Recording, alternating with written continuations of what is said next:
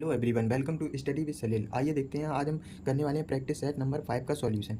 Exam board पे जो विवेक sir ने प्रैक्टिस सेट लॉन्च किए हैं, तो उन प्रैक्टिस सेट में मैं 4 का सॉल्यूशन कर चुका हूं। तो ये क्वेश्चन पेपर नंबर ये 5 है, तो इसका हम सॉल्यूशन करने वाले हैं। यदि आप हमारे चैनल पर नए हैं तो चैनल को सब्सक्राइब जरूर कर लें, जिससे आने वाली सभी वीडियो का नोटिफिकेशन मिल सके। तो क्वेश्चन नंबर 130 से लेके आगे जो भी क्वेश्चन दिए गए हैं, सारे मैथ के क्वेश्चन हैं, उनका हम सॉल्यूशन करेंगे। तो देखते हैं क्वेश्चन नंबर 130, इसको कैसे सॉल्व करेंगे। एक परीक्षा में परीक्षार्थी को प्रत्येक सही उत्तर के लिए 5 अंक मिलते हैं तथा प्रत्येक गलत उत्तर के 2 अंक काट लिए जाते हैं। अगर उसने 120 प्रश्नों के उत्तर देकर 285 अंक प्राप्त किए तो उसने कितने प्रश्नों का सही उत्तर दिया। तो इसको कैसे सॉल्व करेंगे, देखते हैं। 130 क्वेश्चन नंबर 130 है, इसको हम कैसे सॉल्व करेंगे। देखो यहाँ पे क्या है, एक परीक्षा में परीक्षार्थी प्रत्येक सही उत्तर के लिए 5 अंक मिलते हैं। तो यहाँ पे टोटल प्रश्नों की संख्या कितनी है, 120। यहाँ पे टोटल प्रश्नों की संख्या 120 है। टोटल यहाँ से मार्क निकालेंगे, टोटल मार्क्स कितने हो जाएंगे, ये हो जाएगा 120 प्रश्नों की संख्या है और यहाँ पे 5 का गुणा करेंगे, क्योंकि 5 अंक मिलते हैं। तो यहाँ पे टोटल मार्क कितने हो गए, 12 पंचे 60, ये हो गए 600। अब हम क्या करेंगे, प्राप्त अंक यानी कि गेन। गेन मार्क कितने हो जाएंगे, यहाँ पे गेन मार्क कितने के 285। अनगेन मार्क कितने हो जाएंगे, अनगेन मार्क वो हो जाएंगे 600 माइनस के 285। तो ये इसमें से माइनस करेंगे तो ये हो जाएगा 315। अब देखो क्या कहा गया है, 5 अंक मिलते हैं तथा प्रत्येक गलत उत्तर के 2 अंक काट लिए जाते हैं। तो यहाँ पे total number of count wrong question कितने हो जाएंगे, 7, क्योंकि 5 अंक मिलते हैं और 2 अंक काट लिए जाते हैं। तो यहाँ पे ये हो जाएगा 315 और अपॉन में हम कर देंगे 7, ये हो जाएगा गलत उत्तर। कितने गलत उत्तर दिए तो हम बाद में क्या करेंगे, 120 में से जो भी गलत क्वेश्चन है उनको माइनस कर देंगे, आंसर हो जाएगा। तो ये 315 में 7 से भाग देंगे तो ये हो जाएगा 7 चौको 28 और 7 बना 35, ये हो जाएगा 45। तो यहाँ पे सही उत्तर कितने के दिए, ये हो जाएगा 120 माइनस के 45 करें तो ये हो जाएगा 85 क्वेश्चन के उन्होंने सही उत्तर दिए। तो 85 हमारा करेक्ट आंसर हो जाएगा 150। ये क्वेश्चन ऑप्शन नंबर डी बिल्कुल सही हो गया। नेक्स्ट क्वेश्चन है क्वेश्चन नंबर 131, इसको कैसे सॉल्व करेंगे। ये सिंप्लीफिकेशन का क्वेश्चन है। ये दिया गया है 90 और ये भाग 6 मल्टीप्लाई, ये हो जाएगा 24 माइनस 8 और ये भाग 4 और भाग 3। इसको देखो कैसे सॉल्व करेंगे, इसको बोर्ड मास के अनुसार सॉल्व करेंगे। सबसे पहले हम छोटे ब्रैकेट को सॉल्व करेंगे, तो ये हो जाएगा 4 दूनी 8, 24 में से 2 जाएगा तो कितना हो जाएगा 22। देखो अब यहाँ पे हो जाएगा 90 और ये हो जाएगा भाग 6 मल्टीप्लाई, ये हो जाएगा 22 और ये भाग कितना हो जाएगा 3। अब देखो बोर्ड मास के अनुसार सबसे पहले हम भाग को सॉल्व करेंगे, तो ये हो जाएगा 90 अपॉन में 6 और ये हो जाएगा 22 बटे में 3। तो ये हो जाएगा 6 तिया 18 और 18 पंचे 90। तो 22 में 5 का मल्टीप्लाई करेंगे तो 22 पंचे 110, राइट आंसर हो गया। नेक्स्ट क्वेश्चन है क्वेश्चन नंबर 132, इसको कैसे सॉल्व करेंगे। देखो ये भी क्वेश्चन क्या है, सिंप्लीफिकेशन का दिया गया है। क्वेश्चन नंबर 132 ये है, देखो 5, 8, 9। देखो जब भी इस टाइप का क्वेश्चन आए तो इसके पीछे का कंसेप्ट क्या होता है, इसको देखो। जब भी क्या हो, a प्लस बी का whole of square, a plus B का whole of square minus a minus B का होल ऑफ स्क्वायर और अपॉन कहीं लिखा हो a b, तो इस कंडीशन में उत्तर हमेशा 4 ही आता है। अब a और b की जगह कुछ भी संख्या हो लेकिन आंसर हमारा 4 ही आएगा, क्योंकि जब हम इसको खोलेंगे तो ये ए बी कट जाएगा, तो जो फॉर्मूला में 2ab ऐड हो जाएंगे तो वो 4ab बन जाएगा। तो ए बी से ए बी ये कट जाता है, तो इसलिए ए और बी का यहाँ पे कोई महत्व नहीं रहता। इस कंडीशन में आंसर हमेशा 4 ही होगा। तो यहाँ पे क्या बताया गया, 589 प्लस 187, इसका होल ऑफ स्क्वायर है, माइनस 589 माइनस 187, तो ये कट जाएगा। तो ऐसी कंडीशन में आंसर हमेशा 4 ही होगा। ऑप्शन नंबर ए बिल्कुल राइट है। नेक्स्ट क्वेश्चन है क्वेश्चन नंबर 133, एक संख्या को 3003 से गुणा किया गया और उसके बाद उसे 7, 11, 13 से लघुत्तम समावर्तक विभाजित किया गया और फिर स्वयं से विभाजित किया गया, परिणाम ज्ञात करो। तो इसको देखो कैसे सॉल्व करेंगे। 133 इसमें यह कहा गया है कि कोई संख्या है x, उसको मैंने 3003 से गुणा किया 3003 से, तो जो उसका एलसीएम है, क्या कहा गया, उसे 7, 11 और 13 के लघुत्तम समावर्तक। देखो 7, 11, 13 का एलसीएम कितना होता है, 1001। 7, 11, 13 का एलसीएम होता है 1001, उससे हम विभाजित करते हैं तो स्वयं की, तो मैंने स्वयं कौन सी संख्या मानी है, x, तो परिणाम ही पूछा है। तो ये x से x कट जाएगा, 1001 से जब हम इसको डिवाइड करेंगे तो ये 3 बार जाएगा, तो परिणाम ही कितना हो गया, 3। तो 3 हमारा राइट आंसर हो गया। ऑप्शन नंबर सी बिल्कुल सही है। नेक्स्ट क्वेश्चन है क्वेश्चन नंबर 134, देखो इसको कैसे सॉल्व करेंगे। 134 क्वेश्चन को, एक राशि ए बी सी में 2:5:9 के अनुपात में बांटी जाती है। यदि ए का भाग 2500 है तो कुल राशि कितनी होगी। देखो इसको कैसे सॉल्व करेंगे। क्वेश्चन नंबर है 134, ए बी सी का रेशियो हमें दिया गया है, ए और बी और सी। यहाँ पे ए का रेशियो कितना है, ए का रेशियो दिया गया है 2 और बी का रेशियो 5 दिया गया है, सी का रेशियो 9 दिया गया है। तो हमें ए की राशि दी गई है 2500, तो यहाँ से 2 की वैल्यू 2500 है तो 1 की वैल्यू क्या हो जाएगी, 1250। तो यहाँ पे टोटल पूछ रहा है, तो कुल राशि, तो 9, 5, 14, 14 और 2, 16, तो 2500 में हम क्या कर देंगे, 16 से मल्टीप्लाई करेंगे तो ये हो जाएगा 0 0, 16 पंचे 80, 16 दूनी 32, 0, ये हो जाएगा 20,000। 20,000 हमारा राइट आंसर हो गया। नेक्स्ट क्वेश्चन है क्वेश्चन नंबर 135। इसको कैसे सॉल्व करेंगे देखते हैं। आ गया रवि और रश्मि ने क्रमशः 150 और 201 व्यापार में निवेश किए, लेकिन रवि ने कुछ महीने के बाद अपना पैसा वापस ले लिया। यदि 12 महीनों का लाभ रवि और रश्मि के बीच 1:2 के अनुपात में साझा किया गया, तो कितने महीने के बाद रवि ने अपने रुपए वापस निकाल लिए थे। तो यहाँ पे देखो 135 क्वेश्चन को कैसे सॉल्व करेंगे। यहाँ पे रवि है और रश्मि है, रवि और रश्मि है। इसने क्या किया, इसके इन्वेस्टमेंट का रेशियो कितना है 150 और रश्मि का कितना है 200, और प्रॉफिट का रेशियो 1:2 में है। ठीक है, इतना समझ में आया। रश्मि ने क्या किया, 12 महीने के लिए निवेश किया, तो 2 की वैल्यू यहाँ पे कितनी हो जाएगी, 12 दूनी 24, तो 1 की वैल्यू कितनी हो जाएगी, 1200 हो जाएगी। 1200 हो जाएगी। देखो 2 की वैल्यू 12 दूनी 24 हो जाएगा, तो 2 की वैल्यू 2400 है, तो 1 की वैल्यू कितनी हो जाएगी 1200, तो यहाँ पे ये हो जाएगा 1200 और बटे रवि का पूछ रहा है, तो रवि ने कितने महीने के लिए किया, तो 150 से हम भाग दे देंगे, तो ये हो जाएगा 0 और 15 8 120, 8 महीने के लिए। 8 महीने के लिए रवि ने निवेश किया, तो 8 मंथ हमारा राइट आंसर हो गया। नेक्स्ट क्वेश्चन है क्वेश्चन नंबर 136। इसको कैसे सॉल्व करेंगे देखते हैं।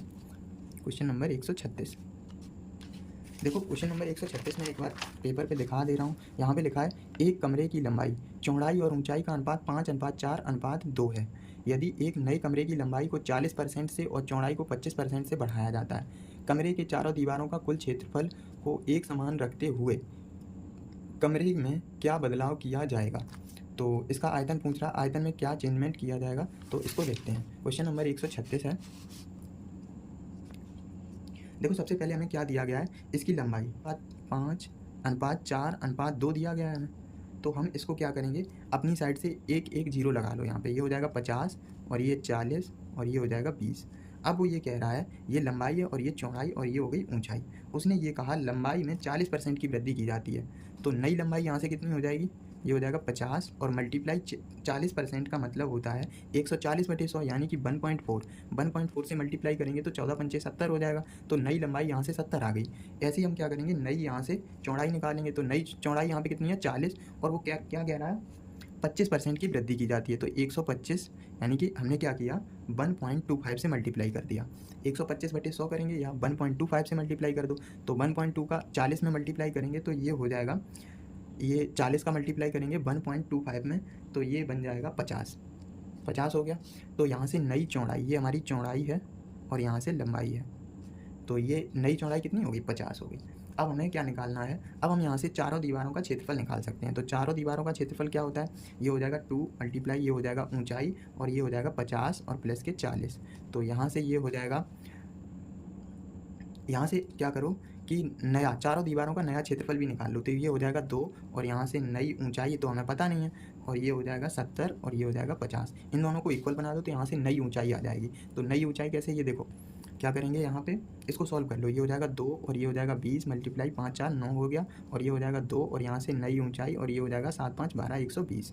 तो यहाँ से 2 से 2 कट गया ये, और यहाँ से ये 0, तो 9 दूनी 18 और यहाँ से 12 से काटेंगे तो यहाँ से नई ऊंचाई कितनी हो जाएगी, नई ऊंचाई 9 दूनी 18 में 12 से भाग देंगे तो ये हो जाएगी 15, तो यहाँ से नई ऊंचाई कितनी होगी 15।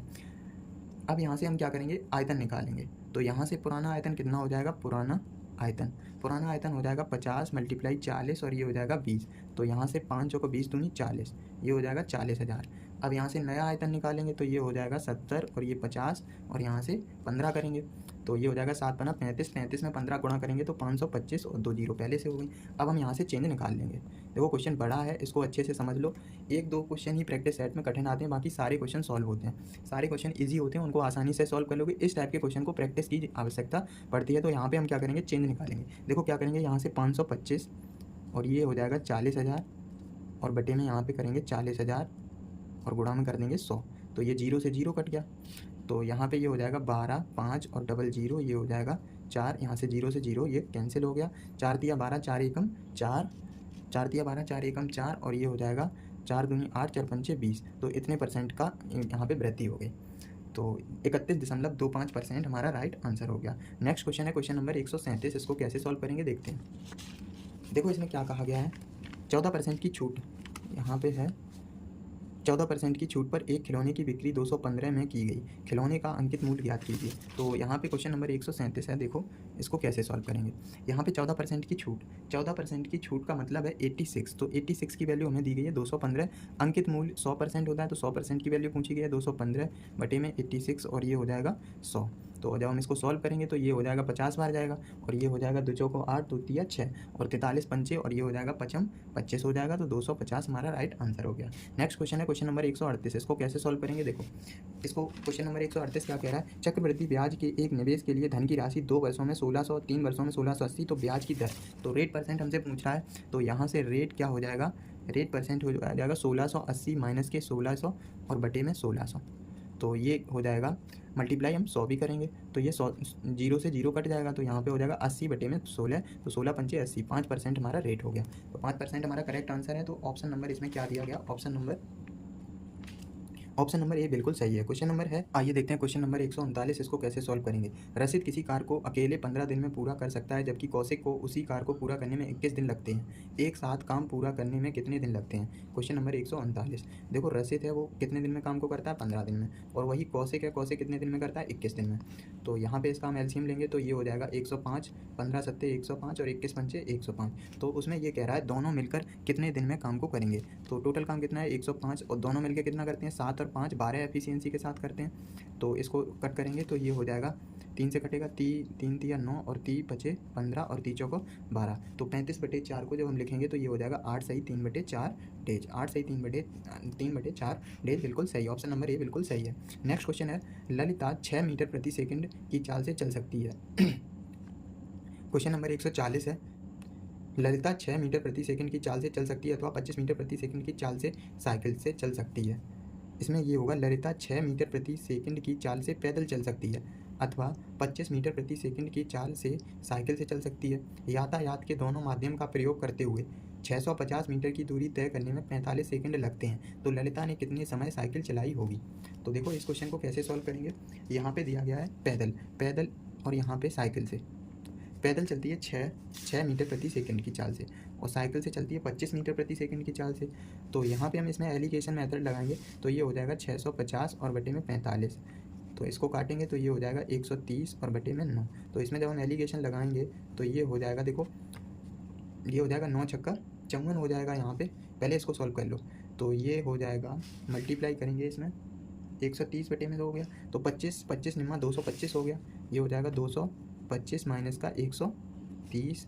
देखो ये 25 में 9 का मल्टीप्लाई हो गया 225 और माइनस ये 130। अब ये हो जाएगा 130 माइनस 9 छक्का 54। तो इसको जब हम सॉल्व करेंगे तो ये हो जाएगा 95 और ये हो जाएगा रेशियो 76।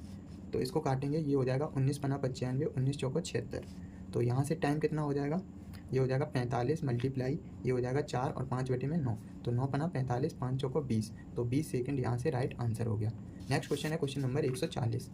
ये क्वेश्चन नंबर 140 था। अब है क्वेश्चन नंबर 141। क्वेश्चन नंबर है, एक नाव की धारा की दिशा 8 किलोमीटर की दूरी 1 घंटे में तय करती है तथा धारा की विपरीत 2 किलोमीटर की दूरी 1 घंटे में तय करती है। धारा की गति क्या होगी। देखो इसको हम कैसे सॉल्व करेंगे। क्वेश्चन नंबर 141 क्या कहा गया है इसमें ये कहा गया है, एक नाव धारा की दिशा में 8 किलोमीटर की दूरी 1 घंटे में तय करती है। तो यहाँ पे देखो 2 मेथड हैं इसके।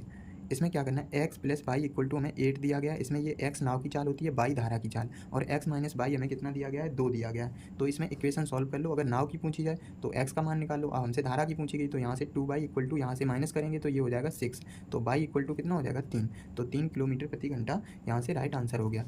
इसका एक और मेथड है, अगर हमसे कभी भी क्या पूछा जाए धारा की चाल, तो धारा की चाल होती है x minus y u minus b upon 2। ये होती है धारा की चाल। तो यू माइनस ये 8 हो जाएगा और माइनस 2 और बटे में 2। तो ये हो जाएगा 6 बटे में 2 इक्वल टू 3 किलोमीटर प्रति घंटा। तो ये भी इसका एक तरीका होता है, इसको डायरेक्ट याद रखेंगे यू माइनस बी अपॉन 2।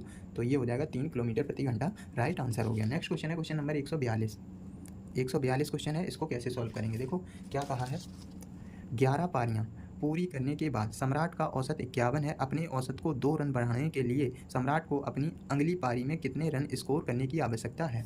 तो इसमें 11 पारियों में कितना एवरेज बता रहा है, 11 पारियों में 51, ये एवरेज है। जब वो नेक्स्ट पारी खेलेगा 12वीं तो 12वीं पारी जब खेलेगा तो उसमें औसत रन की वृद्धि 2 की हो रही है, तो एक सब में 2 की वृद्धि होगी, तो 12 दूनी 24, तो ये 24 रन की वृद्धि होगी। तो हम पे क्या पूछा गया है, टोटल रनों की आवश्यकता, तो इनको हम ऐड कर लेंगे तो ये हो जाएगा 4 और 1 5, 5 2 7, तो 75 राइट आंसर हो गया। 75 रनों की आवश्यकता होगी। नेक्स्ट क्वेश्चन है क्वेश्चन नंबर 143। किसी तार को एक वर्ग के आकार में मोड़ा जाता है तो यह 484 सेंटीमीटर क्षेत्रफल का वर्ग बनाता है। अगर इसे वृत्त के आकार में मोड़ा गया तो वृत्त का क्षेत्रफल क्या होगा। देखो 143 क्वेश्चन है, क्वेश्चन नंबर 143।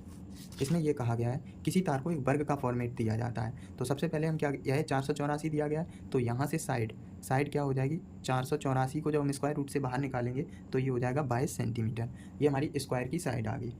यहाँ से लेंथ, स्क्वायर की लेंथ क्या हो जाएगी, लेंथ ऑफ स्क्वायर, तो ये हो जाएगा 4 × 22, तो ये हो जाएगा 22 चौको 88 सेंटीमीटर। तो अब हम निकालेंगे वृत्त की परिधि 2πr, यहाँ से हमें त्रिज्या मिल जाएगी, तो ये हो जाएगा 88, तो यहाँ से 22/7 इसका मान रखेंगे, तो 22 चौको 88 और ये हो जाएगा 2 दूनी 4, तो r का मान कितना हो गया 14 सेंटीमीटर। अब हमसे ये पूछा गया है तो वृत्त का क्षेत्रफल, तो a बराबर πr², यहाँ से ये हो जाएगा 22/7 और ये हो जाएगा 14, और एक बार 14 से फिर से गुणा करेंगे, 14 गुणा 14, 7 दूनी 14, 22 दूनी 44 और 44 में 14 का गुणा करेंगे तो ये हो जाएगा 616 सेंटीमीटर स्क्वायर, राइट आंसर हो गया। नेक्स्ट क्वेश्चन है क्वेश्चन नंबर 144। ए और बी की वर्तमान आयु का अनुपात 9:10 है। अब से 8 वर्ष के बाद उनकी आयु का अनुपात 11:12 होगा। अब से 3 वर्ष के बाद उनकी आयु का योगफल ज्ञात कीजिए। देखो इसको कैसे सॉल्व करेंगे, क्वेश्चन नंबर 144, क्वेश्चन नंबर 144 है, हम सॉल्व करेंगे इसको। देखो ए और बी का रेशियो हमें दिया गया है, ए और बी का अनुपात यहाँ पे 9:10 है। 8 वर्ष के बाद इनकी आयु का अनुपात 11:12 हो जाता है। देखो इसमें 2 का डिफरेंस है, 2 वर्ष की वृद्धि हो रही, तो यहाँ पे 2 की वैल्यू हमें कितनी दी गई 8, तो यहाँ से 1 का मान कितना हो गया 4 आ गया। जब 1 का मान यहाँ से 4 हो गया तो यहाँ पे ए की वर्तमान आयु कितनी हो जाएगी 9 चौको 36, ये ए की वर्तमान आयु हो गई, और ये हो जाएगा बी की वर्तमान आयु, ये हो जाएगा 10 चौको 40। इन दोनों ए और बी की ये वर्तमान आयु आ गई, वर्तमान आ गई। अब हमें निकालना क्या है, 3 वर्ष के बाद उनकी आयु निकालनी है, तो 3 वर्ष के बाद, 3 वर्ष के बाद तो वर्तमान आयु कितनी है 36 और 3 ऐड करेंगे तो ये हो जाएगा 39। ऐसे हम बी की निकालेंगे तो 3 ऐड करेंगे ये हो जाएगा 43। तो 3 वर्ष के बाद दोनों की आयु का योग पूछ रहा है, तो 39 और 43 को ऐड करेंगे तो ये हो जाएगा 82 वर्ष, राइट आंसर हो गया। नेक्स्ट क्वेश्चन है, इसमें कहा गया है 72 × 73 × 78 × 76 को 35 से विभाजित करने पर प्राप्त शेषफल ज्ञात कीजिए। तो क्वेश्चन नंबर 145 देखो यहाँ पे दिया गया 72 और मल्टीप्लाई 73 और ये हो जाएगा 78 और 76। जब हम इसको 35 से विभाजित करते हैं तो रिमाइंडर हमसे पूछ रहा है, तो देखो इसको हम कैसे सॉल्व करेंगे, यहाँ पे 72 है और ये 35, उसको एक एक करके डिवाइड कर लो, तो 35 दूनी 70, इसमें रिमाइंडर 2 आया, ऐसी 35 दूनी 70 रिमाइंडर कितना आया 3 आया, ऐसी 35 दूनी 70 इसमें रिमाइंडर 8 आएगा और इसमें 6 आएगा। इनका सबका मल्टीप्लाई करेंगे तो 8 दूनी 16 दिया 48 और 48 का 288 हो जाएगा और अपॉन 35 करेंगे, तो यहाँ से ये हो जाएगा 35 दूनी 70 और 7 चौको 28। देखो ये 280 तो 35 से पूरा डिविजिबल होगा तो ये बचेगा 8, तो 8 हमारा क्या हो गया रिमाइंडर, तो 8 राइट आंसर हो गया। नेक्स्ट क्वेश्चन है क्वेश्चन नंबर 146, ये हमारा श्रेणी का क्वेश्चन है। देखो एक क्वेश्चन श्रेणी का निश्चित आएगा यूपी पुलिस में, तो इसको अच्छे से पढ़ लेना। तो यहाँ पे देखो क्या है, एक दिया गया, एक देखो ये है 1 2 4 8 और 40 96, इसमें टोटल पदों की संख्या कितने पद हैं ये पूछ रहा है। देखो हमें श्रेणी दी गई है 1 और 2 और यहाँ 4 और 8 डॉट डॉट डॉट 40 96, इसमें ये पूछ रहा है कितने पद हैं। तो देखो इसमें क्या करना है, हमें ए का मान कितना दिया गया है 1 दिया गया है, और आर का मान कितना है 2 है, और एल का मान हमें दिया गया 40 96। तो यहाँ पे हम निकाल लेंगे, ये हो जाएगा अंतिम पद बराबर ए आर की पावर n-1 होता है, तो 40 96 अंतिम पद हो गया बराबर ए का मान 1 है तो आर का मान 2 है और n-1, ये देखो किसका मान हो 40 96, 2 की घात 10 का मान होता है 1024 और 40 96 2 की घात 2 और कर देंगे तो यहाँ पे ये 2 की घात कितना हो जाएगा 12, 2 की घात 12 का मान 40 96 होता है, और ये हो जाएगा 2 की घात n-1 है, ये तो 1 का मल्टीप्लाई 1 करेंगे तो ये हो जाएगा 1। अब देखो इसके आधार बराबर हैं तो इसकी घातें बराबर हो जाएंगी, तो ये हो जाएगा 12 बराबर n-1, तो n का मान यहाँ से कितना हो जाएगा 13, तो पदों की संख्या कितनी होगी 13, तो 13 हमारा राइट आंसर हो गया। आइए देखते हैं क्वेश्चन नंबर 147 को कैसे सॉल्व करेंगे। ये पाई चार्ट का क्वेश्चन है। देखो ये हमें ग्राफ दिया गया है, क्वेश्चन से देखते हैं क्वेश्चन क्या दिया गया है। क्वेश्चन दिया गया हमें कि 550 से कम दैनिक पारिश्रमिक पाने वाले कामगारों की कुल संख्या 550 या अधिक दैनिक पारिश्रमिक पाने वाले कामगारों की कुल संख्या जनसंख्या से कितने प्रतिशत कम है। तो इसमें यह कहा गया है कि 550 से कम, तो 550 से देखो इधर 550 से कम कितने हैं, 550 से कम दैनिक पारिश्रमिक, ये रहा 550 से कम, 550 से कितने कम है, ये हो जाएंगे 20 और 20 40 और ये हो जाएंगे 45 और 600 से कितने अधिक हैं, ये हो जाएंगे 155। तो इसमें ये कहा गया कितने प्रतिशत अधिक है, तो ये हो जाएगा जब हम इसको कितना अधिक है 110 और कितने से 155 और मल्टीप्लाई कर देंगे 100%, तो ये हो जाएगा यहाँ से इसको 150 मान लो, तो ये हो जाएगा 25 चौका 100 और 25 छिक्का 150, तो 11 चौको 44 बटे में 6 करेंगे तो यहाँ से 70.9% आंसर हो जाएगा अप्रॉक्सीमेट। ऐसे क्वेश्चन नंबर नेक्स्ट है क्वेश्चन नंबर 148।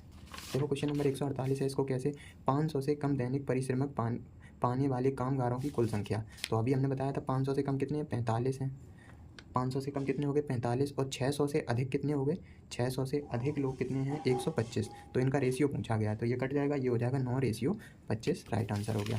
नेक्स्ट क्वेश्चन है 149, इसको कैसे सॉल्व करेंगे। उन श्रमिकों के प्रतिशत के बीच का अंतर क्या है जिनकी दैनिक मजदूरी 500 से कम तथा दैनिक वेतन 600 से अधिक है, तो इसमें अंतर पूछा गया है। तो 500 से कम कितने हैं 45 हैं, 500 से कम 45 और ये हो जाएंगे 125। देखो अभी मैंने यहाँ पे ये देखो इसमें निकाला था, तो ये हो जाएगा अपॉन 200। टोटल कितने लोग हैं, अभी मैं ग्राफ में क्या कह रहा हूँ यहाँ पे टोटल लोग कितने हैं, टोटल ग्राफ में लोग दिखाए गए हैं यहाँ पे, ये 200, ये रहे टोटल कितने लोग हैं 200, और यहाँ पे ये देखो 600 से कितने अधिक हैं 6 4 10 और ये 125, तो इसीलिए मैंने क्या कहा 45 माइनस 125 बटे 200 और गुणा में 100%, ये 0 से 0 कट गया, तो यहाँ पे जब हम इसको माइनस करेंगे ये डिफरेंस होता है माइनस, तो कुछ कहा है उसमें ये कहा गया अंतर, तो इन दोनों का अंतर कितने का हो जाएगा, ये हो जाएगा 80 और बटे में 2, यहाँ से 40% आंसर हो गया। नेक्स्ट क्वेश्चन है क्वेश्चन नंबर 150।